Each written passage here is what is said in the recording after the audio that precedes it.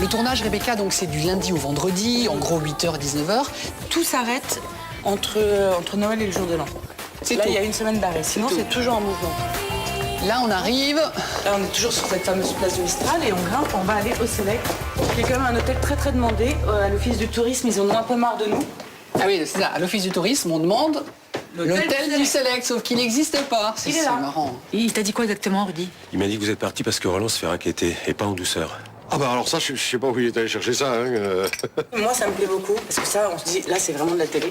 C'est-à-dire qu'on a un escalier qui monte, là, et là, c'est l'immeuble des Chaumettes. Ouais. D'accord? Sauf que là-haut, il n'y a rien, puisque l'intérieur de cet appartement est dans le 800.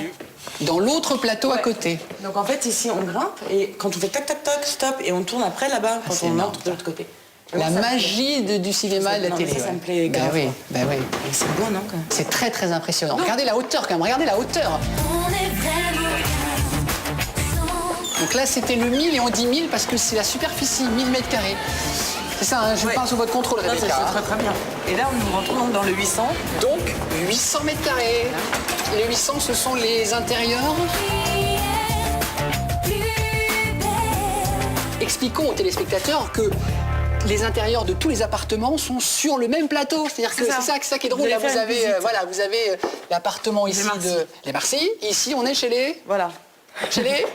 C'est trop de mémoire. On est chez quelqu'un. On est chez quelqu'un. Mais c'est tellement grand aussi, cette série. Vous êtes marrant. Mais oui, attendez, il y a trop de monde dans cette série aussi. Est-ce que je peux vous faire rentrer par là qui n'est pas une porte normale? Mais au contraire, Rebecca, on adore. Quand on passe par les endroits non officiels, on adore. Donc là, on arrive dans le loft des Chaumettes. Ah voilà, alors ça c'est le trajet que vous ne ferez jamais Voilà. dans la série. Parce qu'on le fait nous quand on tourne, quoi. Et en fait, loft des Chaumettes. donc la fameuse porte dont je parlais tout à l'heure. Mais oui, vous savez, quand on monte. Voilà. Donc quand on monte les escaliers, souvenez-vous, nous étions dans le studio 1000. Rebecca nous disait, vous arrivez là, le loft, eh ben c'est là l'entrée. Cette fameuse porte. Et voilà. Sur un extincteur. Mais ça, vous n'êtes pas censé le savoir. Mais on peut partir par là quand même. Ah oui, on s'en va. Bye. Les fans, vous devez reconnaître où je me trouve. Je suis dans la chambre de Rudy. Le comédien qui joue Rudy, c'est Ambroise Michel.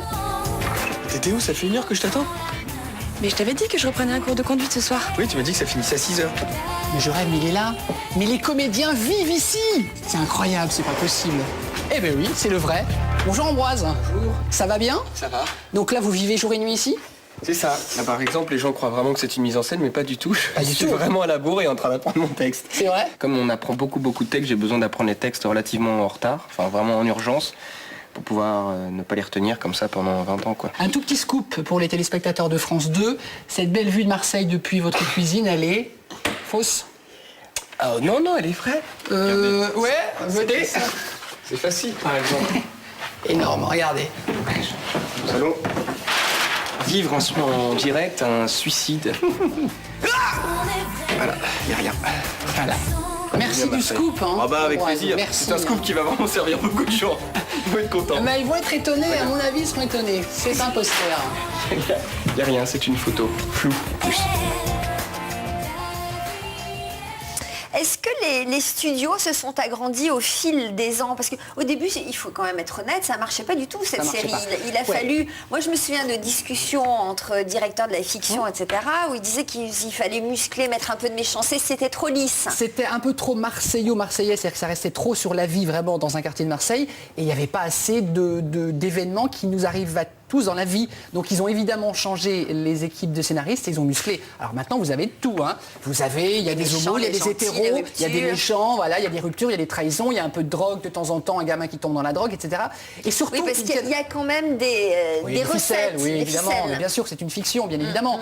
Mais surtout aussi, ils ont axé sur on verra tout à l'heure, sur la fin de l'épisode qui, évidemment, vous incite à rester et à aller voir l'épisode du lendemain. C'est évidemment une technique très américaine, mais qui est très éprouvée, ça marche super bien. Plein de questions. Est-ce que Charlotte reste dans la série? Charlotte. Alors, j'ai pas le droit de vous le dire. Non, mais j'ai pas le droit de vous le dire, en fait, parce que... Charlotte, c'est cette jeune femme blonde. Non, c'est Céline qu'on a vue, Ah bon, c'est Céline. pardon. Non, parce que ce qui se passe il y a 2 mois de Moi, je décalage. travaille aussi tous les soirs. Mais bien sûr, et j'ai pas le temps de vous allez regarder nous faire cette croire ça série. aussi. En fait, il y a 2 mois de décalage, Sophie, entre le tournage et la diffusion à l'antenne. Donc évidemment, les gens passent leur temps à cuisiner les comédiens dans les rues de Marseille. On n'a pas le droit de le dire tout simplement parce que ça va gâcher votre plaisir. Dans le reportage qui suit, il y a quelqu'un qui va lâcher un petit secret. On nous demande s'il y a des castings organisés pour jouer dans la série. À ma connaissance, non. Ma connaissance, non, parce qu'il y a déjà un volant assez important de comédiens. Mais ce qui est intéressant de préciser quand même, c'est que, évidemment, le fait que la série se tourne là-bas, je précise qu'il tourne toute l'année, sauf une semaine entre Noël et Nouvel An. Sinon, toute l'année, il Ça tourne. veut dire que les comédiens habitent là-bas. Alors certains, comme Serge Dupire, par exemple, qui est un comédien récurrent, Serge Dupire, c'est son nom, bah oui, c'est pas de chance. c'est un excellent comédien. On appelle à des figurants peut-être, non? Oh, des figurants, oui, bien sûr, oui, mais je parle des rôles principaux. En fait, Serge a emmené femmes et enfants. Il s'est installé à Marseille, a scolarisé ses enfants là-bas, parce que quand vous tournez 5 jours sur 7, si vous êtes parisien, votre femme, vous la voyez pas beaucoup. Donc il y a quand même des implications.